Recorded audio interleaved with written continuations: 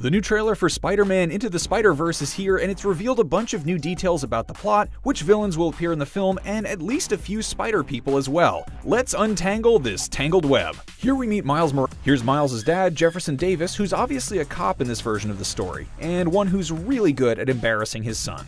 And there on the TV is Spider-Man himself. This must be the Peter Parker version who shows up later in the trailer. And he's swinging with a person under his arm, which is a nice— that would be Peter Parker, of course. There he is. Oh, and that's the Daily Bugle in the bottom corner behind him. And look at that getup. This kid was born to be a Spider-Man. But in Miles' universe, there are of course multiple Spider-Man, which would seem to indicate that Into the Spider-Verse is diverging from the comics' actual car that people drive, and the NYPD is the PDNY, and so on. Here it looks like Miles just happens upon a battle between Peter and what appears to be the Green Goblin. At least this ugly fellow looks like the Ultimate Universe version of the Goblin, which is where Miles originated in the comics. To teach Miles how to be Spider-Man. These variations on the spider suit are interesting. On the left we have the electro-proof suit, which does exactly what it sounds like. On the right is his Secret War costume, a stealth number he got courtesy of S.H.I.E.L.D. that was first seen in the Secret War comic series. But this version of Peter Parker is pretty different from the guy we know and love. For one thing, he's older, going a bit. Also notice that at this point Miles is also wearing a spider suit under his jacket, so his training has most likely already begun.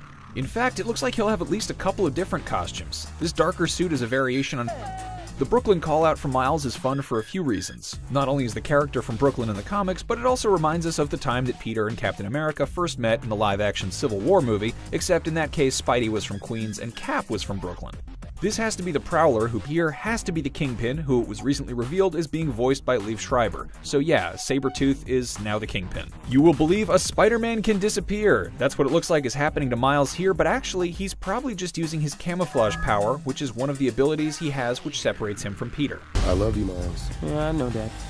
And it's nice to see a Spider-Man whose father is still alive, for now. Parental figures don't usually last too long in superhero comics. This costume has to be store-bought, right? And look closely, Miles is holding a mechanical web shooter. Maybe Peter hooked him up? In the comics, spoilers, after Peter died, Aunt May gave his web Spider-Gwen, and she rocks. Haley Steinfeld, who's also starring in the Bumblebee Transformers spin-off, voices Gwen. What other Spider-Men, women, or Gwens will show up in the Spider-Verse? We'll find out when the film's released this December, or maybe at Comic-Con. Check out the trailer for yourself and